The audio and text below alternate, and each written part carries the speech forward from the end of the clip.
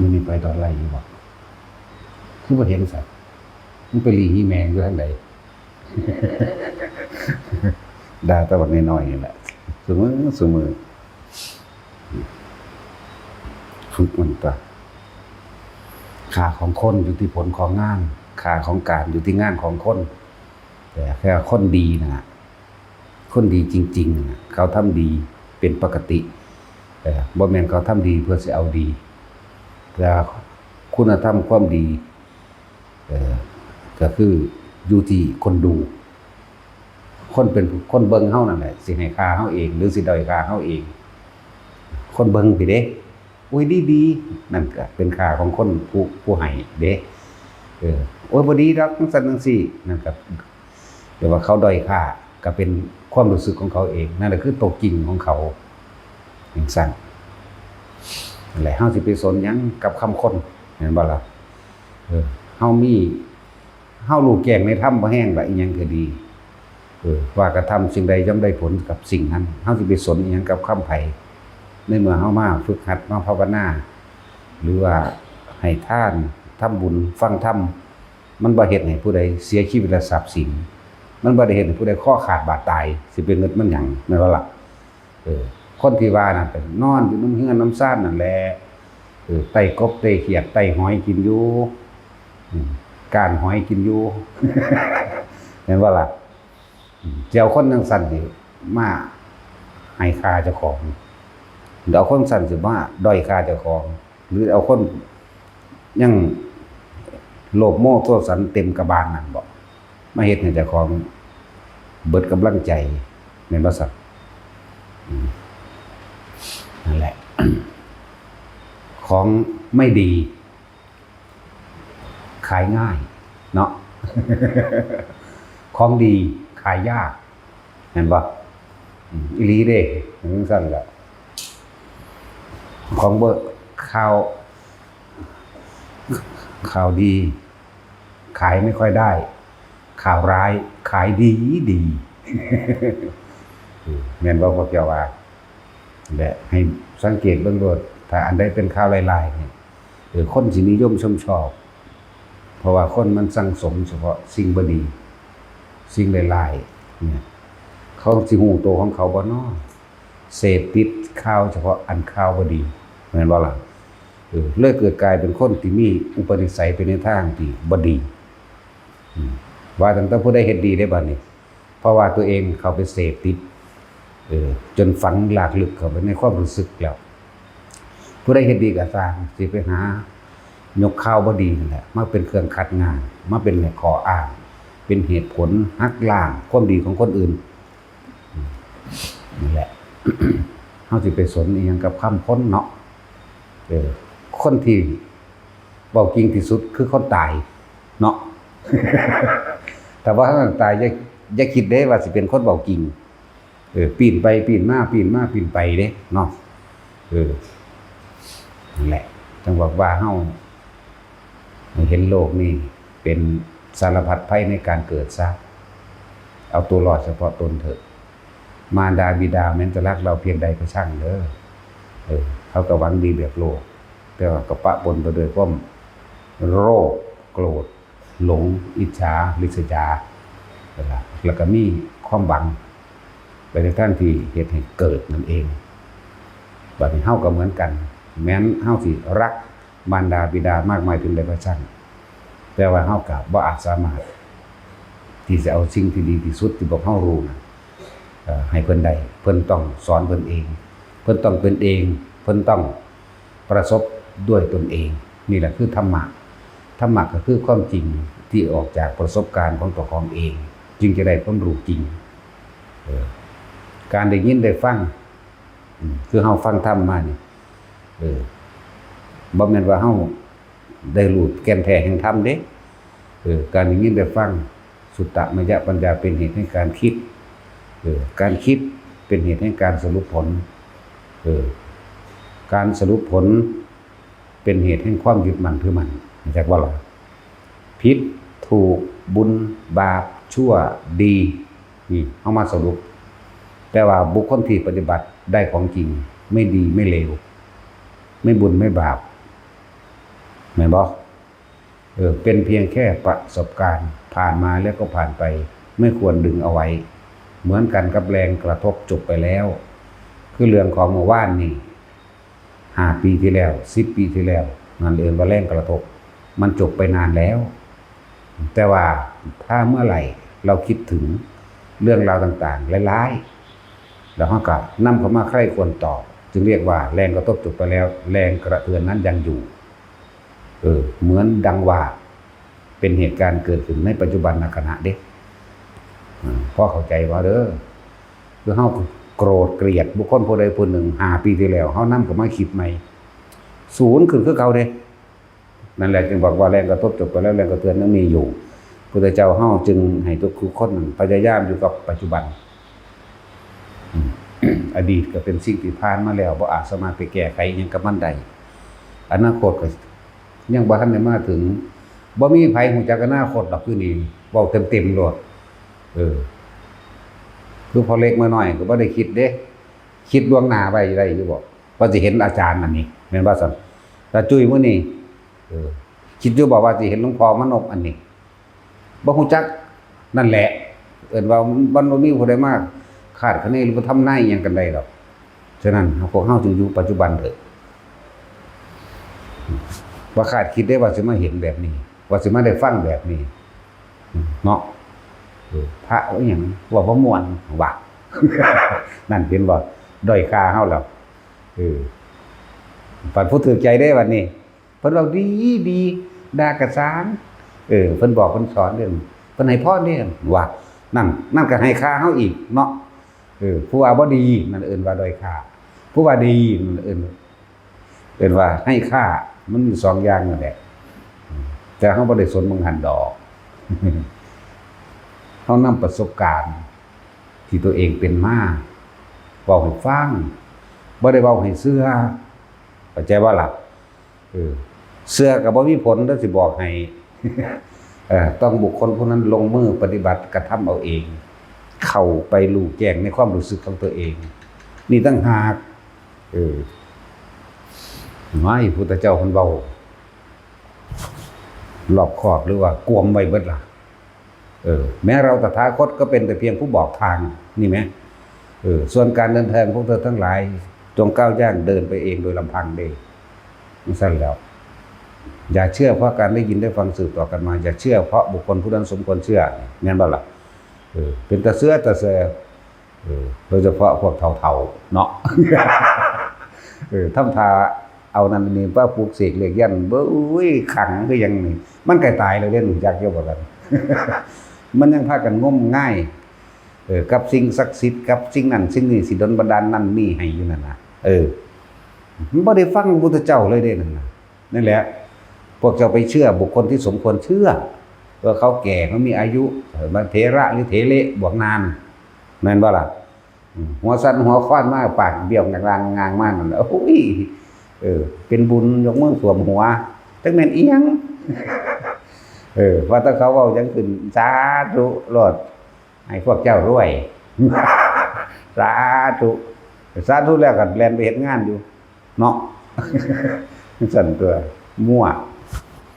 บอกว่ามีสมอง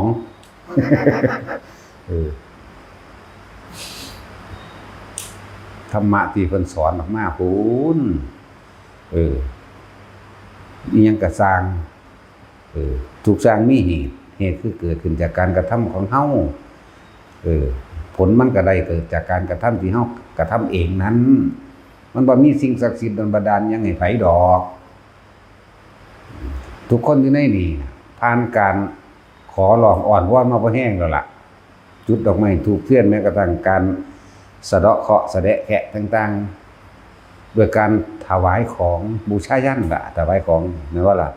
โดยการสวดขอยกคำดีกิเลสนั่นแหละขึ้นมาขอมาอ้างมันได้อยู่บ่ล่ะก็บ่ได้แต่มันขอได้ก็บ่คิดลงไกลๆนี่เนาะมันบ่มีคนทุกข์จักคนอยู่นี่บ่มีผู้ใดยากจนเลยคนนี่มีความสุขเสมอกันเบิดมีหยังก็มีเสมอกันเพราะมันขอคือกันบ่ได้ขอต่างกันดอกขอรวย ขอบ่มีโรคขอบ่เจ็บบ่ปวดบ่ป่วยขอบ่พัดภาคนี่ นั่นมันฝืนความจริงเบิดเด้นั่นฝืนความจริงสัตว์ทั้งหลายต้องเกิดมาแก่ต้องเกิดมาเจ็บมาปวดมาป่วยแล้วก็พัดพรากจากสิ่งที่รักตายแน่นี่แม้ความจริงมันแม้ทำสิ่งใดก็ทำได้สิ่งนั้นนี่แม้ความจริงมันแม้มีตั้งหากอยู่เป็นความจริงนะแต่สิยอมรับบ่ยอมรับก็สร้างจะก็เดินทางไปสู่ความตายนั่นแหละนั่นแหละอย่าพากันใส่ชีวิตแบบงมง่ายอย่าไปมีความหวังกับผู้อื่นสร้างตัวเองนะทุกอย่างเกิดขึ้นจากการกระทำของเฮาเด้อย่าไปรอความสำเร็จจากผู้อื่นอีกฟังธรรมพุทธเจ้ามันเข้าใจดีๆโลกนี้บ่จีรังยังยืนดอกโลกนี้หาความเที่ยงแท้แน่นอนบ่ได้เขาว่าโลกว่ามันไกลเกินไปเนาะบอกเรื่องนี้ตนเองเด้อร่างกายของเฮาเองหาความจีรังยังยืนบ่ได้เด้เนี่ยตะกี้เฮาเป็นเด็กน้อยแบบนี้นี่เป็นว่านี่เด็กน้อยแบบนี้บัดนี้เฮาก็เฒ่าแล้วบัดนี้แม่นบ่ซั่นหาความเที่ยงแท้แน่นอนบ่ได้นี่จังซั่นตัวบัดนี้ทุกคนก็ผ่านความเจ็บปวดมาแล้วเจ็บปวดทางบาดแผลเหยียบน้ำเป็นฝีเป็นหนองปวดแขวปวดหัวเป็นไข้หวัดเป็นไอเจ็บแน่นหน้าอกต่างๆหน้านี่แม้ความจริงมันแม้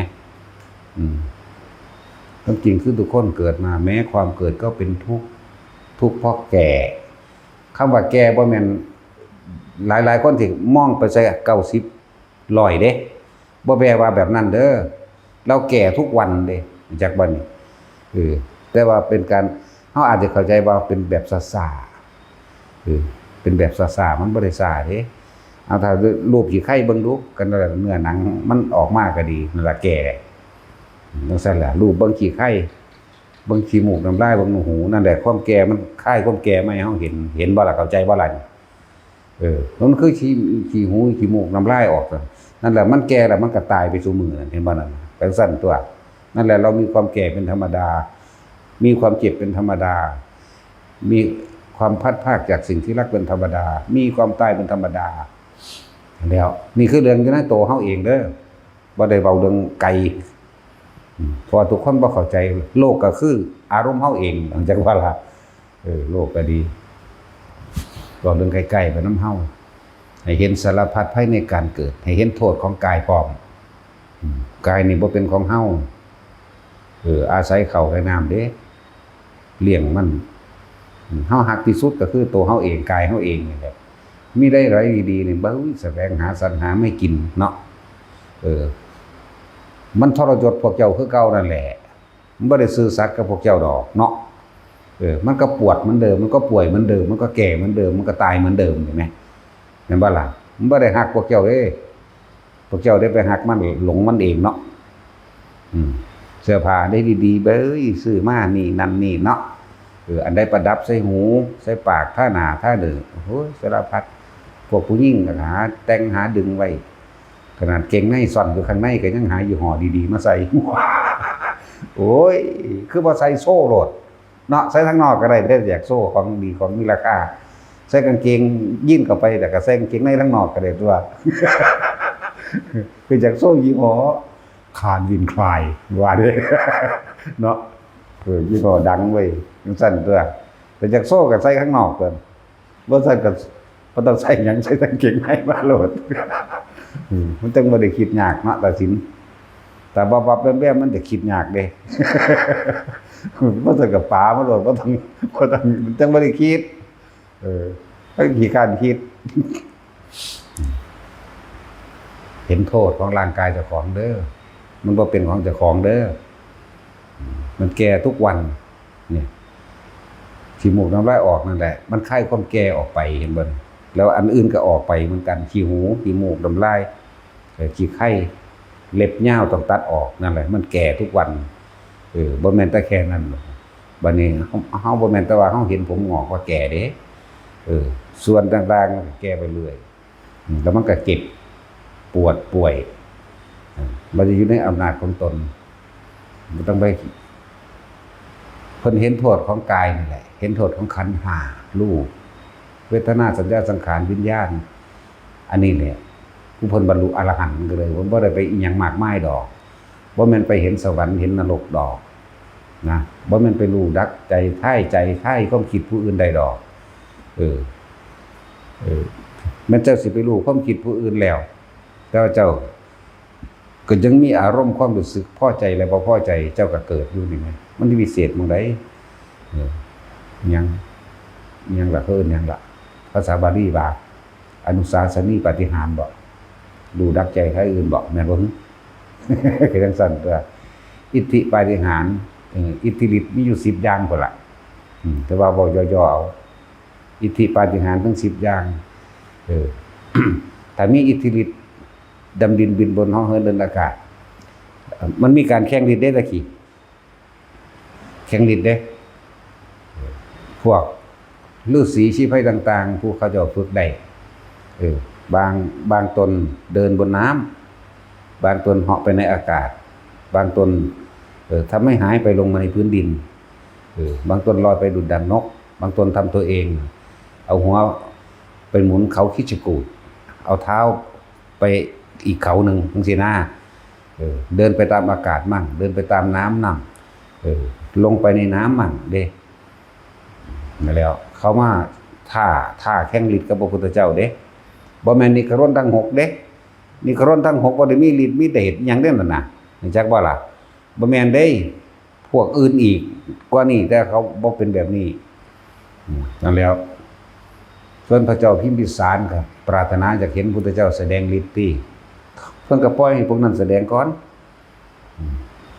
พระเจ้าพิมพิสารอาราธนาก่อนพระเจ้าข้าถ้าพระองค์แสดงฤทธิ์เดชยิ่งขึ้นไปยิ่งกว่าพวกนี้ศรัทธาแต่แก่มหาชนจะเพิ่มมากขึ้นพุทธเจ้าก็นิ่งแล้วก็อวยใส่พระอานนท์ดีบัดนี้สกิดพระอานนท์อยากให้พระอานนท์อาราธนาแสดงฤทธิ์เข้าใจบ่ล่ะพระเจ้าข้านี่คู่คนนั้นหรือฤาษีตัวนั้นเดินไปบนน้ำได้ผู้นั้นสามารถเนรมิตลูกไฟได้เป็นควันได้เป็นไฟแสงสีเขียวเหลืองแดงได้บางคนเดินไปในน้ำได้คือในน้ำบนน้ำก็ตั้งหากในน้ำก็ตั้งหากเด้บางองค์ก็ดำดินเข้าไปมั่งพวกฤาษีทั้งหลายเหล่านั้นเพื่อที่ประกาศคุณของตนเองเข้าใจว่าล่ะเกิดไปต่างๆนานาบางพวกสามารถปิดดวงอาทิตย์ให้มืดได้ให้สว่างได้นี่หนักนั่นเด้พระอานนท์กับพระเจ้าข้าถ้าพระองค์ได้ทรงแสดงฤทธิ์ที่ยิ่งเหนือยิ่งกว่าพวกทั้งหลายเหล่านี้ศรัทธาทั้งหลายก็จะเกิดแก่พุทธศาสนาแห่งเรานั่นพุทธเจ้ายิ้มเฉยเพิ่นเลยว่าแบบนี้มันมหาบพิตรนี่เพิ่นเอิ้นพระเจ้าพิมพิสารมาจงไปนำฤาษีตัวนั้นมาที่นี่ฤาษีตัวนั้นมาที่นี่มาที่นี่ที่นี่ไล่มาหลายได้บ่ได้น้อยเด้แล้วเพิ่นแต่งคำถามให้กับฤาษีแต่ว่าให้ผู้อื่นถามเข้าใจบ่นี่เพิ่นบ่ถามเองเคยได้ยินบ่เรื่องจังซี่บ่ได้มีผู้ใดเว้าปานใดเด้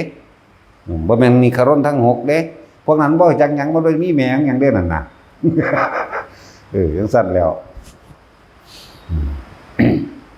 เพิ่นก็แต่งให้เสนาอมาตย์ผู้นี้ประพันธ์บทคาถาขึ้นอันนึงให้ไปถาม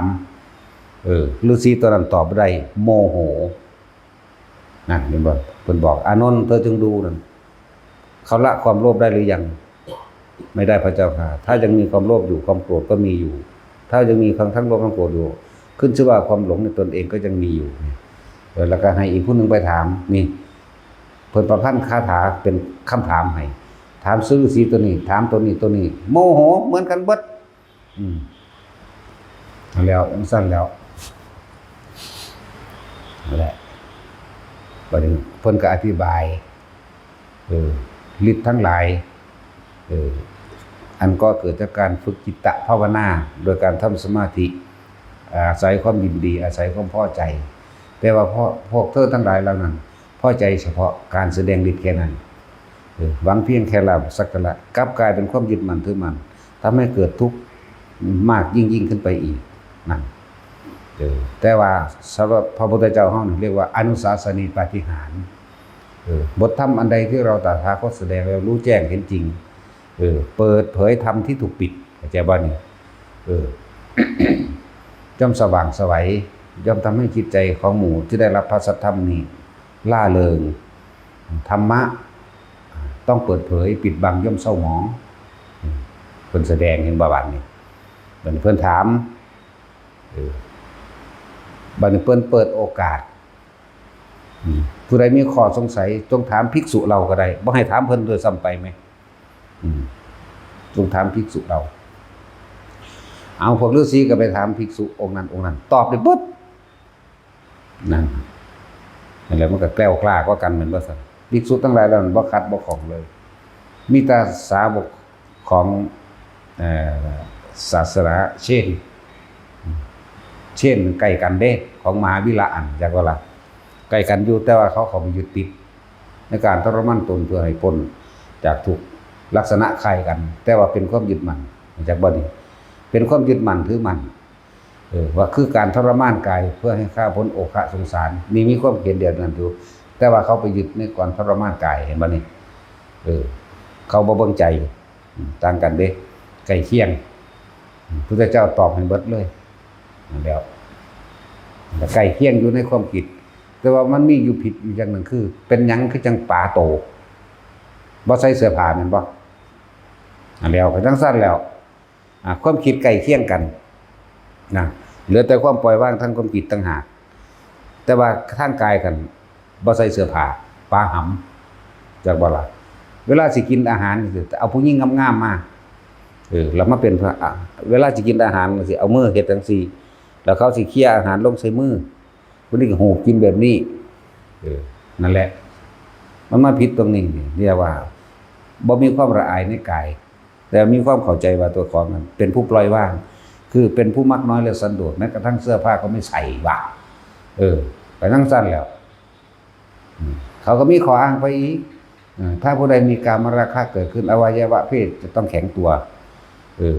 จังซี่เด้เขาเอาไปแข่งกันเนี่ยมันก็ปาหำให้เบิ่งนั่นแหละแล้วผู้หญิงกับปาคือกันให้เบิ่งแล้วเพิ่นก็เพ่งจ้องเข้าไปถ้ามีอารมณ์เกิดขึ้นเห็นว่าถือว่าผู้นั้นยังไม่บรรลุนี่เบิ่งดูเขายึดในความบรรลุความเด้ซั่นแล้วพุทธเจ้าอธิบายแล้วเพิ่นก็แสดงอริยสัจสี่ทุกข์สมุทัยนิโรธมรรคคนบรรลุธรรมบักหลายเลยแม้ฤาษีทั้งหลายเหล่านั้นก็บรรลุนำนั่นซั่นแหละนี่แหละเรียกว่าอนุสาสนีปาฏิหาริย์ธรรมะต้องเปิดเผยปิดบังย่อมเศร้าหมองไม่ผ่องใสไม่เป็นที่ระเริงของหมู่สัตว์ท่านทั้งหลายเหล่านั้นยังทำเพื่อหวังลาภสักการะและชื่อเสียงนั่นบ้างส่วนเราตถาคตบ่ได้มีนั่นซั่นแหละทุกคำถามที่ถามสาวกของเพิ่นสิอยู่ข้างๆใกล้ๆกันบ่มีองค์ใดติดขัดเลยภาษาคำถามของเด็กอนุบาลเนาะบ่ได้ว่าประถมเด้ว่าอนุบาลเด้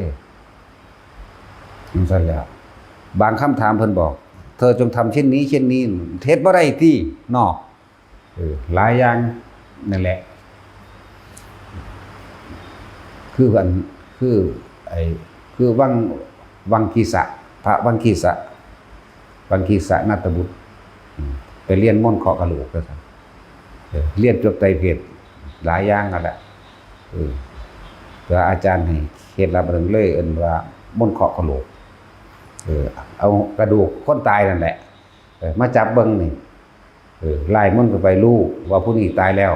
ไปเกิดในนรกมั่งเป็นเปรตมั่งผู้นี้ไปเป็นเดรัจฉานมั่งเกิดเป็นคนมั่งเกิดเทวดามั่งรู้ม่อนตัวนี้ม่อนเคาะกะโหลกมันมีสื่ออยู่ดอกมันมีสื่ออยู่สื่อมันนั่นน่ะเฮาก็ได้คือกันนั่นแหละทางบ่สอนสอนไปมันเห็นผีมันสิพากันแล่นตายที่ตาลาดเด้มี4คำเด้สั้นๆ4คำนึงแต่ว่าก็ต้องอาศัยฌานคือเก่ามันได้เป็นน้ำข้ามมันบ่ได้เป็นน้ำตัวอันนั่นดอกโต4คำนั่นดอกเป็นน้ำอาศัยฌานที่เป็น1ซะก่อนตัวนี้เป็นตัวเครื่องนำซื่อเป็นเหมือนกับว่าเครื่องล่อให้จิตร่วมนี่แหละจังซั่นมันเคาะกะโหลกพุทธเจ้าเอาหัวกะโหลกเอากระดูกคนตายมาที่1 2 3 4 5 6หัวพุ่นล่ะเคาะแล้วผู้นี้ไปไส ผู้นี้ไปเกิดเป็นแพะมั่งผู้นี้ไปใส่เป็นนรกมั่งผู้นี้ไปใส่เปรตมั่งอสุรกายมั่งเป็นสัตว์เดรัจฉานมั่งผู้นี้ไปเทวดามั่งผู้นี้เป็นพรหมมั่งก็คือกระดูกพระอรหันต์ที่เคาะแล้วเคาะอีกเคาะแล้วเคาะอีกทองม้วนทองแล้วทองอีกเกิดเมื่อสัตว์ออกที่บัดนี้เงื่อนหน้าผากออกเงื่อนหลักแรกออกรู้จักว่าเธอไปไหนอยู่บ่รู้นั่นแต่ว่าคนตะกี้มีความสัตย์เด้เป็นคนมีความสัตย์ความจริงบอกบ่รู้คือว่าบ่รู้คือว่ารู้เด้จังซั่นแหละพระเจ้าก็เลยว่าเธอไม่รู้ใช่ไหมนั่นถ้าพระศาสดาตอบให้ข้าพเจ้าจักรู้ไม่นี่พุทธเจ้าบ่ตอบให้ได้ว่าเจ้าของกระดูกนี่หัวกะโหลกนี่ไปเกิดใส่พอนิพพานว่าไม่แม่นเกิดเข้าใจว่าล่ะมันบ่แม่นว่าสิแบบไปเกิดในสวรรค์สันนันสนีนะเธอพอใจที่จะเรียนบ่พระพุทธเจ้าถามพอใจพุทธทัตเราตถาคตสิสอนให้แต่ว่าต้องบวชนั่นแปลงสันเด้อบาดนี้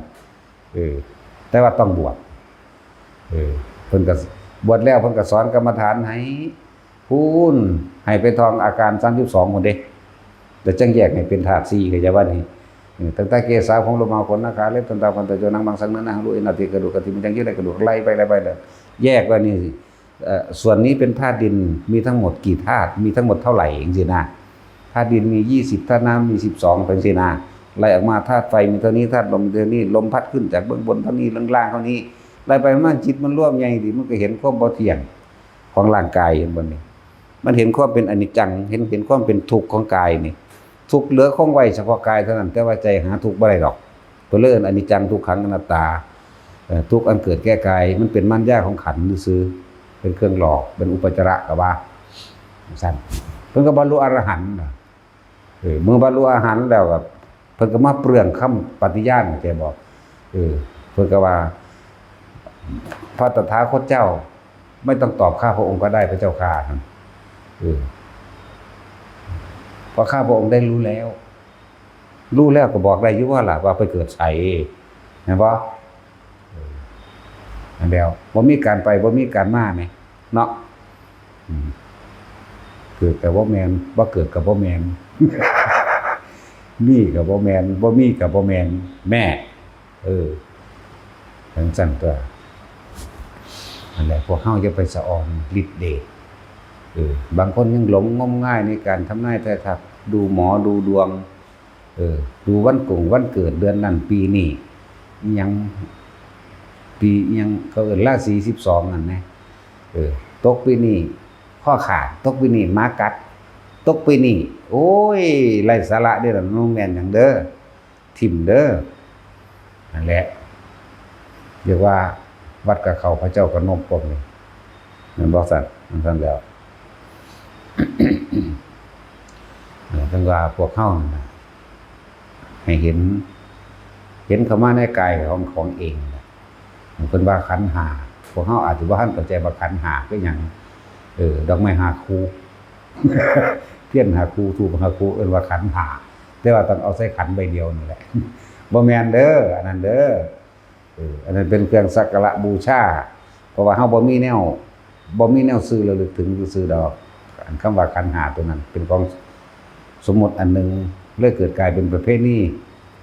หังซุมื้อนี้เอาใส่จานใส่หยังไว้ล่ะบ่ใส่ขันอย่างเดียวดอกขันธ์5คือร่างกายเฮานี่เองเข้าใจว่าล่ะรูปหมายถึงร่างกายเนี่ยรูปไม่เที่ยง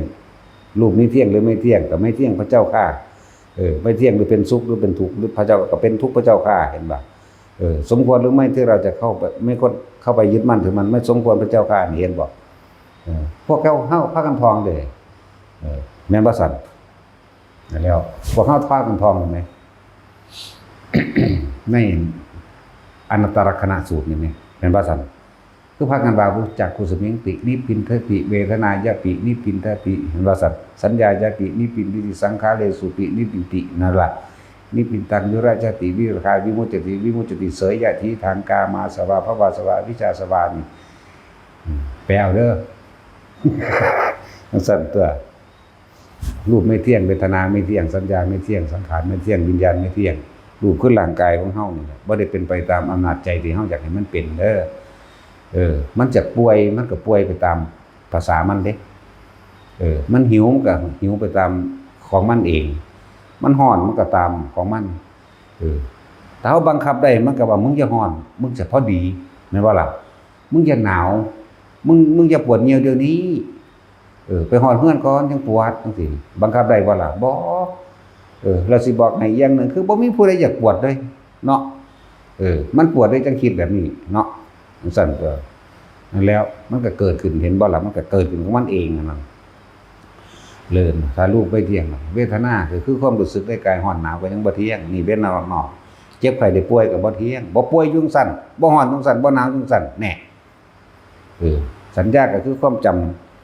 ำในรูปก็สร้างจำในเวทนาคือความรู้สึกก็สร้างจำในสัญญาเข้าไปอีกก็ตามหรือเรื่องราวต่างๆได้เข้าไปอีกก็ตามบ่เที่ยงบ่จีรังอย่างยืนทั้งนั้นสังขารคือความคิดนี่แหละก็แปรปรวนไปเป็นธรรมดาบ่มีบ่ได้คิดแซ่อยู่เรื่องเดียวดอกแม่นบ่ล่ะคิดฮอดเฮือนตะเฮือนนั่นบ่มันบ่แม่นดอกคิดฮอดหมาก็ว่าอยู่ตะกับหมาคิดแต่น้ำหมาเรื่องเดียวดอกมีเบิดล่ะทั้งหมูหมาแมวทั้งเฮือนทั้งคนทั้งเรื่องราวต่างๆที่เข้ามากระทบต่างๆของจมูกลิ้นกายเนาะใจน่ะเป็นผู้คิดผู้นึกล่ะบัดทั้งสั้นเลยแล้วยิ่งสังขารก็ยิ่งหลอกลวงยังไงอีกล่ะความคิดนั่นแหละจิตตสังขารเอาตัวนี้บ่ว่าสังขารนี่รวมโลดก็ได้ทั้งนอกทั้งในนั่นแหละนี่กายสังขารกับจิตตสังขารรวมด้วยสังขารคือกันเครื่องปรุงเครื่องแต่งไว้เนาะหั่นตัววิญญาณคือวิญญาณกายนี่รับรู้ความรู้สึกเด้อความรู้สึกร้อนหนาวน่ะบัดนี้วิญญาณใจคือพอใจกับบ่พอใจเด้นี่ตัวร่วมมันอยู่นี่เด้อและจึงว่ารูปเวทนาสัญญาสังขารวิญญาณไม่เที่ยงไม่ใช่เราไม่ใช่เขาไม่ใช่สัตว์บุคคลบ่เป็นของที่เขาไปยึดมั่นถือมั่นอิหยังกับมันได้เพียงแค่รู้กับมันผู้ใดยึดผู้นั้นทุกข์ผู้ใดยึดผู้นั้นเกิดนั่นแหละ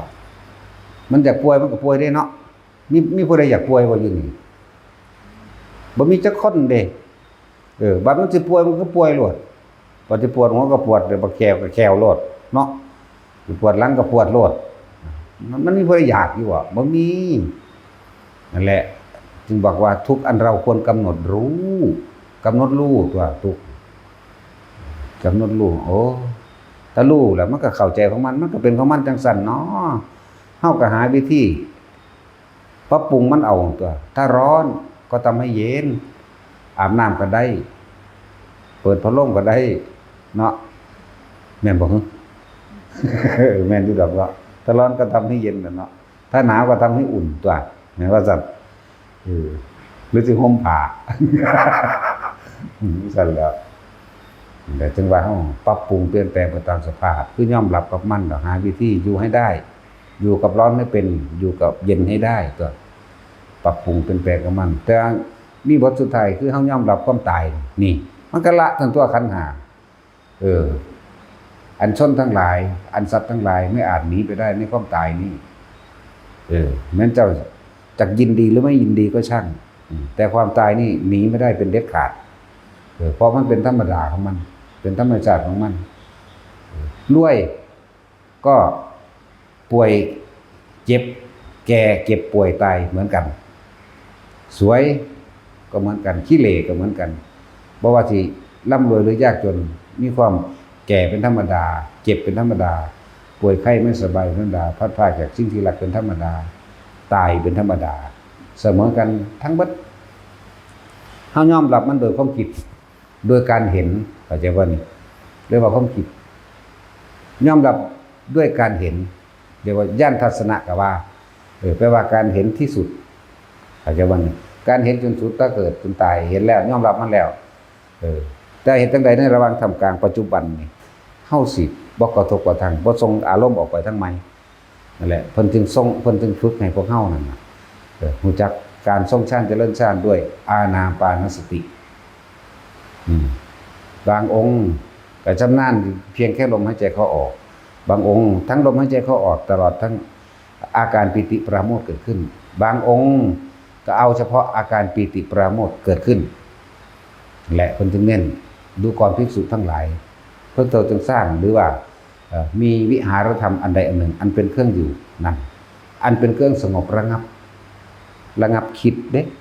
อันเป็นเครื่องสงบระงับจิตนั่นเองเรียกว่าจังสีเพราะพวกเธอถ้ายังมีการคิดนั่นนี่อยู่เธอจะหาความสุขไม่ได้สุขใดที่จะเสมอด้วยความสงบไม่มีเห็นบ้าบ่มีเด้ทั้งสั้นแล้วเป็นจึงให้พวกเฮารู้จักอยู่กับตนเองแล้วก็พึ่งตนเองอันสุขและทุกข์โดยภายในหมายถึงใจที่ผู้เป็นรองรับนี่ไม่มีใครรับรองให้ใครได้บ่มีผู้ใดซอยไผได้เด้สุขและทุกข์คือพอใจกับบ่พอใจเนี่ยบ่มีผู้ใดซอยไผได้อุเบกขากับซอยบ่ได้เนาะทั้งสั้นแล้วเพิ่นจึงให้เฮาพึ่งตนเองแล้วก็พึ่งความจริงที่ตัวเองมีอยู่ทุกคนอยู่กับความจริงเสมอแต่คนทั้งหลายเอาความคิดเห็นออกไปข้างนอกหมดถ้าบ่อาศัยพระปัญญาของพระพุทธเจ้าพวกเฮาฝึกที่นี่เรียกว่าฌานิพุทธะการเพ่งอยู่ในฌานแล้วก็เพ่งอยู่ในฌานอันเป็นเครื่องรู้เครื่องตื่นเครื่องเบิกบานเด้เรียกว่าฝึกเฮาฝึกอยู่ในฌานฌานิพุทธะบ่แม่นฌานของหมู่ฤาษีทั้งหลายพวกทั้งหลายเหล่านั้นเขาติดความสงบยึดความสงบแต่พวกเฮาความสงบก็รู้ไม่สงบก็รู้ได้บัดรู้นั่นแหละคือพุทธะเข้าใจบ่ล่ะพวกเฮาอาศัยพระปัญญาของพระพุทธเจ้าเอิ้นว่าฌานิพุทธะพวกนั้นมันเป็น เป็นฌานเป็นกสิณฌานมันคนละอย่างกันบ่ได้มีอาศัยปัญญาของพระพุทธเจ้าได้พากันเวียนว่ายตายเกิดพอหลงเข้าไปยึดติดในความว่างมั่งยึดติดในความสงบมั่งเห็นบ่พวกยึดติดในความว่างเป็นอรูปฌานแบบส่วนมากแต่ว่าล่ะคืออากาศบ่มีหม่องสุดเอาบ่ได้คิดถึงหม่องสุดอากาศมีอยู่บ่เอาคิดหาเบิ่งดูคิดแล้วว่าจังไส้หัวมื้อนี้ก็เลยเนาะความคิดทอหางอึ้งนี่มั้ย ไส้หัวเฮ็ดหยังกันบ่ทันคิดเฮาลองส่งไปเบิ่งแล้วมันบ่มีหม่องสุดอีหลีเด้จนว่างไปเลยบ่ฮู้จักสิเทียบว่าจังได๋มันก็แม่นของเพิ่นนั่นเฮาต้องยอมรับเด้เบิ่งบางทีก็หลับตานึกไปจากบ่นี่นึกถึงความว่างเด้นี่บางทีก็นอนหงายเบิ่งแมงทั้งฟ้าพุ่นล่ะจังซั่นแหละเฮ็ดเป็นรูปแบบเฮ็ดมาเบิดแล้วล่ะสมากาสา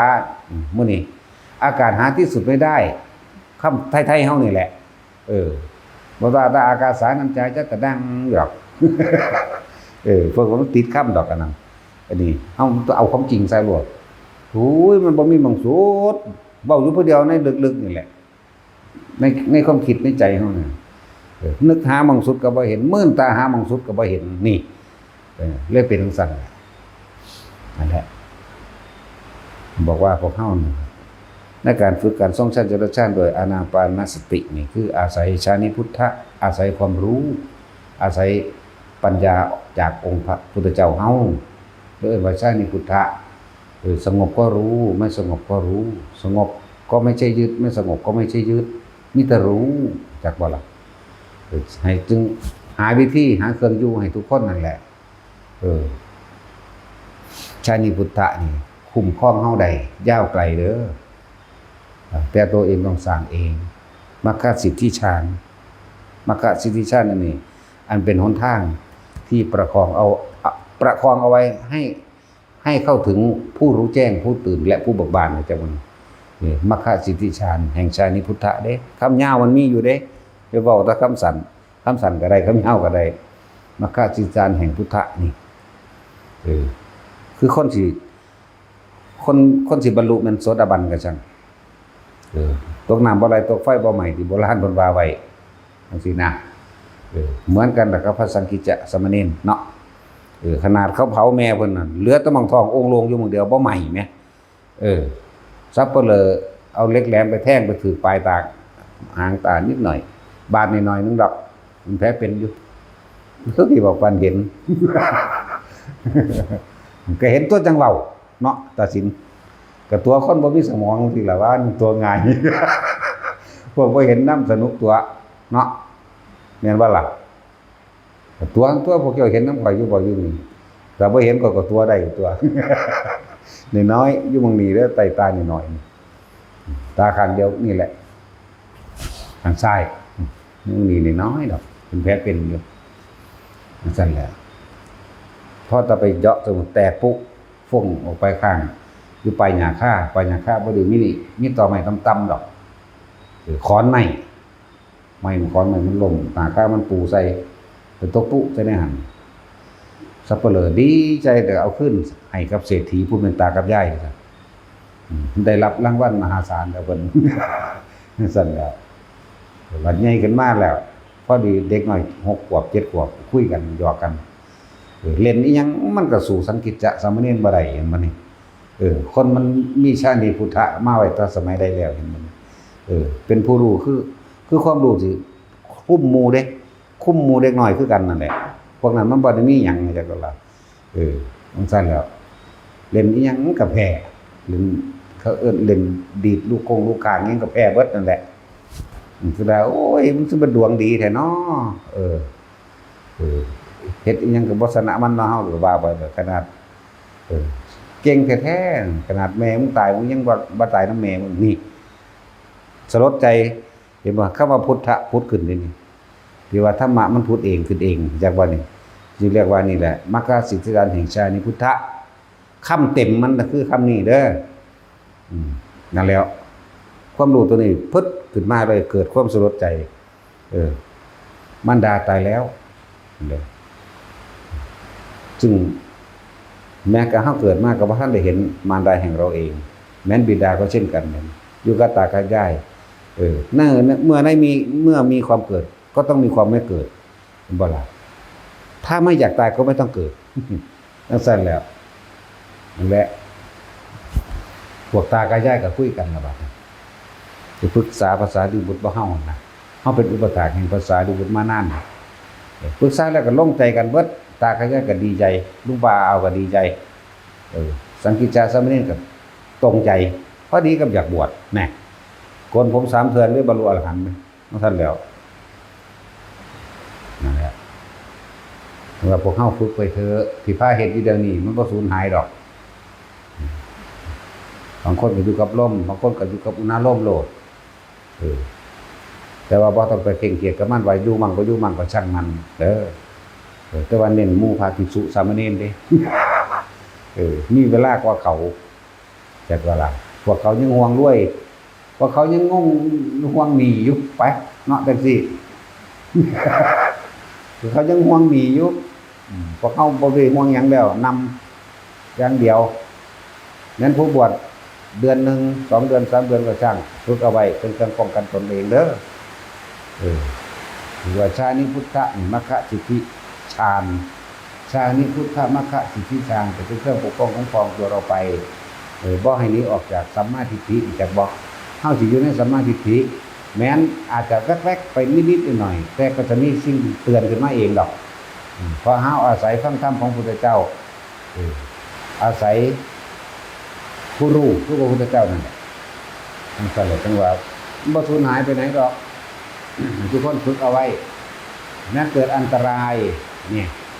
ชาติองค์ชาติอันนี้อันเกิดเป็นสมาบัติผลแห่งสมาบัติรักษาเฮาเองถ้าจะถึงเสียชีวิตก็แค่ว่าเสียแค่ทรัพย์สินนั่นแหละแล้วทุกคนมีสัมมาทิฏฐิอยู่แล้วอย่าลืมเรื่องสัมมาทิฏฐิ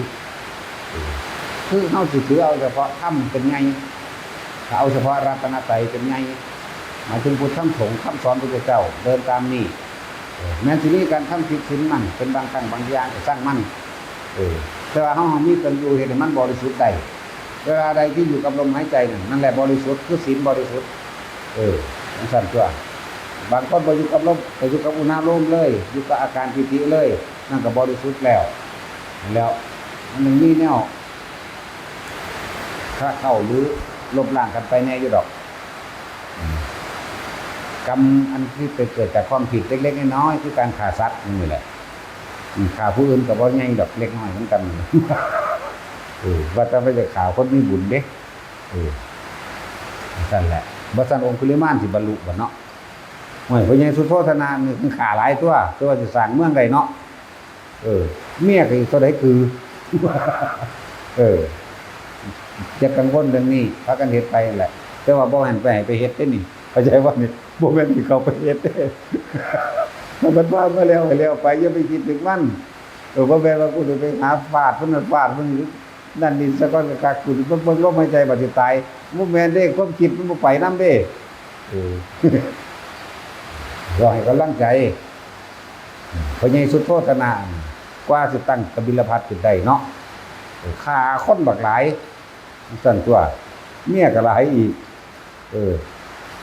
พี่สาวใหญ่พี่กลางน้องเล็กเอาเบิดตัวพี่เอ้ยก็พ่อมัน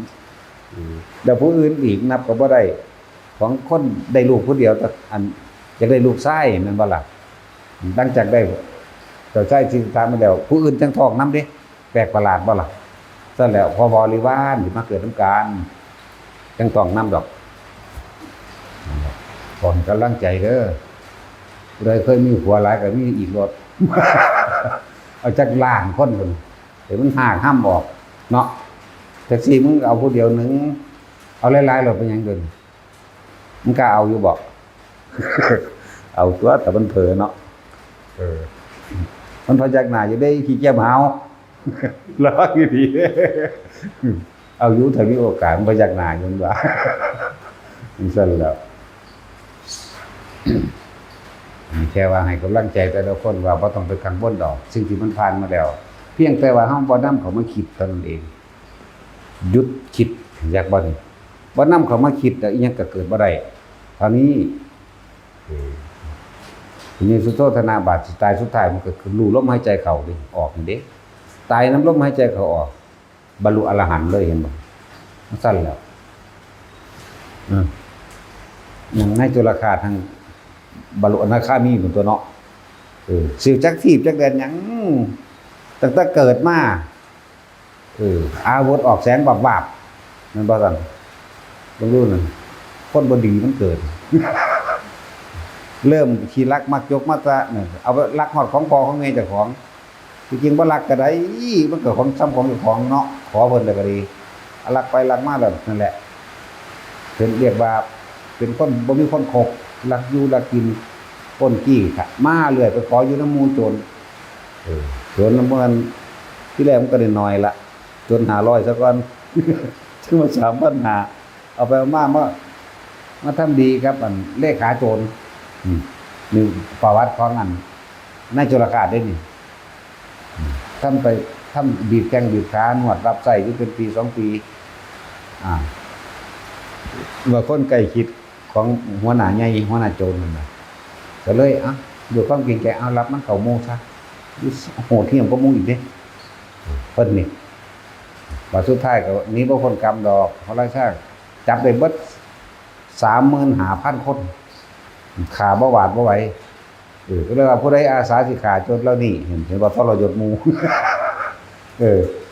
พวกโจรที่เขามานำกัน 35,000 คนเขาบ่ทรยศกันเด้เขาบ่ฆ่ากันเองแต่ว่าหมอนี่เนี่ยนี่แหละ ไอ้ในจุลกาศพวกนี้ยกมือขึ้นอาสาเองเห็นบ่น่ะเลวระย่ำขนาดใดเนาะพระราชาว่าไว้ชีวิตให้ประหารพวกนี้ตั้งตำแหน่งเป็นพิจารณาให้นั่นจังสั่นตัวอยู่จังสั่นจนอายุฮอด60พุ่นล่ะ60น่ะฟัน2เทื่อ3เทื่อมันบ่ขาดติบ่แม่นแต่ขาดโจร35,000นี่จะขาดต่อไปอีกอยู่เด้พวกอื่นๆก็ดีเขาก็เลยปลดจากตำแหน่งกลับไปอยู่บ้านคนก็เห็นความดีเด้ความดีหยังคือเขาจับโจรผู้ร้ายได้กับผู้นี้เป็นผู้ฆ่าเขาก็เลยว่าดีเขาเลยว่าท่านอยากกินหยังโอ้ยอยากกินข้าวมัทุปายาตนั่นอีกพวกนึงก็ว่าอยากได้หยังโอ้ยแต่นี่บ่เคยใส่ผ้าไหมจักเทื่อเขาก็เลยหาผ้าไหมให้เห็นบ่ล่ะเสร็จแล้วเขาหาผ้าไหมให้เขาหาข้าวให้กินเด้ฝืนบ่ลงดอกมันป่วยแล้วจึงเอาให้กันเนาะคือบอกทุกคนนั่นแหละเวลาว่าไปเยี่ยมคนป่วยมักซื้อดอกอันแนวดีๆแซ่บๆเนาะมันบ่ได้อยากกินมันอยากเศร้า มันบ่ได้อยากกินเด้กินบ่ได้ปากมันจืดยำบ่ได้ ซื้อมาตอนนี้โลด แม่นบ่มันสั่นก็แต่พระสารีบุตรเพิ่นเลยไปสงเคราะห์เอาไปโปรดเอาเพิ่นก็สอนที่แรกเพิ่นก็ไล่มายาวเติบอยู่แล้วเรื่องผู้ข้าบ่เคยทำดีบ่จักบุญเลยบ่จักให้ทานเลยมีแต่รักมาตั้งแต่เป็นเด็กน้อยที่จำความได้ก็รักอยู่รักกินมาเรื่อยๆแม้กระทั่งของพ่อแม่ตัวเองรักไปของญาติของพี่ของน้องถือขับไล่ออกไปนี่มันก็รักกินพ่นกินไปเรื่อยๆขนาดไปขออยู่นำหมู่มหาชนเขาสั่งเขาก็ยังบ่เอาแต่ว่าอาศัยตื้อเอากับผู้ดีก็ว่าไปจนถึงสุดท้ายมันนี่แหละบาดภาษาหรือบุตรสิว่าอดีตเป็นสิ่งที่ผ่านมาแล้วก็ต้องไปคิดถึงมันดอกนั่นเห็นบ่ล่ะพอดีเพิ่นมีเข้าเด้เขาครูบาญาติอันนั้นแหละก็เลยเอาใส่บาตรให้ภาษาลิบุตรภาษาให้ใส่เบิดเด้นั่นเพิ่นว่าโอ้ท่านนี่เป็นคนดีเพิ่นอ้อยเอาเนาะขนาดตัวเองบ่เคยกินข้าวมาทุกประญาติจักเทื่อก็ยังกล้าท่านถึงเรียกว่าท่านถึงตัดชีวิตโอ้ยท่านนี่ดีมากจิตใจมันกลับขึ้นมาเป็นปัจจุบันแต่บัดนี้พอดีกับอยู่ต่อหน้าภาษาลิบุตรซ้ำนั่นแต่เบิ่งกับอาหารนี่ขึ้นชื่อว่าเป็นของเฮาแล้วเฮาสิแบ่งให้ไผก็ได้เนาะแม่นเพิ่นว่าก็สั่นแบ่งให้ท่านครึ่งนึงเอาคืนกินซะกินแล้วอิ่มติความเราร้อนก็วนก็ว่ายในร่างกายจักว่ามันลืมป่วยกินข้าวก็เลยแซ่บก็เลยอิ่มรู้สึกว่ามีกำลังนั่นนี่ขึ้นมาเพิ่นก็ฮู้แล้วว่าตอนนี้เป็นปกติแล้วเพิ่นเลยแสดงธรรมแสดงไปเพิ่นก็ตัวด้วยเราจะหายใจไปนำกันจังว่านี่เสือกบรรลุอนาคามีเสยไหมโอ้ยเอาเปรียบงูครับแต่ขาพ้นมากระกัดนะแต่ที่มึงบอกว่าดีมึงขาก็หลุดเลยถ้าดิขามันขึ้นบ่ขึ้นแน่นอนแหละนี่ว่าให้กำลังใจพวกเสือเคยแทงลูกเคยไหลผัวจังสิคือนางอัมพาปาลีจังสิแล้วก็ทั้งแทงลูกทั้งหลายผัวนั่นแหละแล้วก็ยังบรรลุอนาคามีได้เนาะต่อมาก็นั่งสิริมาลูกสาวเราอีกก็เฮ็ดเหมือนกันนี่แหละแล้วก็ยังบรรลุโสดาบันได้แถมซ้ำไปทำลายสาวกสาวิกาของพุทธเจ้าสมตัวนั่นก็สัตว์นั่งยังว่าลืมอยู่แล้วล่ะชื่ออะไรว่าแท็กซี่นางอุตราสูว่ามีสมองจังน้อยเลยบ่ได้กูถามยังโดยเนาะกูก็เงิดหลายเป็นนักจัดรายการอยู่ผู้เดียวนี่แหละถามผู้ใดก็ว่าอยู่เป็นจังยังแต่จัดรายการก็พิบาทอยู่เด้เนาะเว้าอยู่ผู้เดียวหัวอยู่ผู้เดียวแม่นบ่ล่ะนี่ก็สิคือกันเลี้ยวเบิ่งผู้นั้นก้มหน้าไว้ถ้าถามจะบ่รู้จักโลดใกล้ในตาตาสินแต่คือบ่จักหยังจักอย่างอยู่แล้วจะด่าเอาโลดอันนั้นจังแล้วให้กำลังใจแต่ละคนทุกคนคือมีความหวังว่าหลุดพ้นได้ชาตินี้แหละเด้อมันจะสิล้านหัวกระซานแปลวอีกก็ได้นั่นแหละบางคนก็วันวิตกใจว่าโอ้ยหมอดูเขาว่ามีวิญญาณเด็กน้อยยังน้ำหลังเจ้ามั่งเกาะอยู่ขามั่งเกาะอยู่ไหล่มั่งบ่แม่นจักเม็ดเด้อเจ้าแห่งรู้ว่าเขาเดาไปซื่อเด่นแต่ของเสือกถืออีหลีว่าเขาแม่นได้บัดนี้มันถามชาวไปเบิดนั่นแหละมันสิดูเป็นแม่มึงบอกบ่ได้มีตาทิพย์หูทิพย์ปานนั้นดอกภาษาตำรามาเบิ่งซื่อๆเว้าเดาไปซื่อแต่มันจะเปิดตำราใส่และบางที่ผู้เป็นหลายพวกก็สร้างเถิดมันเป็นเรื่องผ่านมาแล้วแทนลูกก็สร้างเถิดคนเฮาก็คือกันเคยรักเคยปนเคยขี้มากก็สร้างมันเถิดเพราะมันเป็นสิ่งที่ผ่านมาแล้วเด้อหลายเมียก็สร้างมันเถิดแต่ว่าสร้างเอาอีกอยู่ก็สิเอาว่ามึงขี้เกียจเอาเพิ่นช่วยจักหน้าเด้เมียนมันเด้อขึ้นรถมานี่มึงเว้าอีหลีบ่เด้อบิดหูโลดบ่ได้เว้าอาจารย์เพิ่นใส่ร้ายไว้ใส่ร้ายดีกว่าใส่ดีเด้ถ้าใส่ร้ายมันสิคิดระวังแต่ใส่ดีมันสิตายใจเข้าใจว่าล่ะตัดแล้ว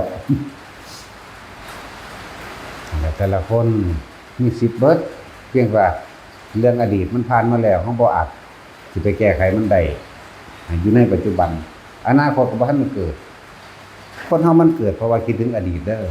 อดีตกับอนาคตจึงเป็นสิ่งเดียวกันแต่นั้นพยายามอยู่กับลมหายใจมั่นอยู่กับอุณหภูมิมั่นอาการปิติอย่างใดอย่างหนึ่งเกิดขึ้นนี่เว้าร่วมอันนี้ว่าที่จริงอยากให้เน้นอยู่จุดเดียวเน้นอยู่ในจุดเดียวโลดเริ่มต้นแรกก็คือหน้าผากเฮาเองนิ่มๆลงๆอยู่ดีแหละมันเคลื่อนไปจังรู้ไปตามมันซื่อๆเดี๋ยวนั้นอยู่จังซั่นคนเฮาถ้าบ่มีสมาธิปัญญาก็บ่เกิดเด้สิบอกให้เด้อบ่แม่นเอาแต่ปัญญาอย่างเดียวเอาสมาธิที่หลังบ่แม่นต้องตีคู่กันเด้อสมถะญาณิกกับวิปัสสนานี่ต้องคู่กันสมถะวิปัสสนาตีคู่กันเด้จังซั่นแล้ว เรียกว่าความสงบ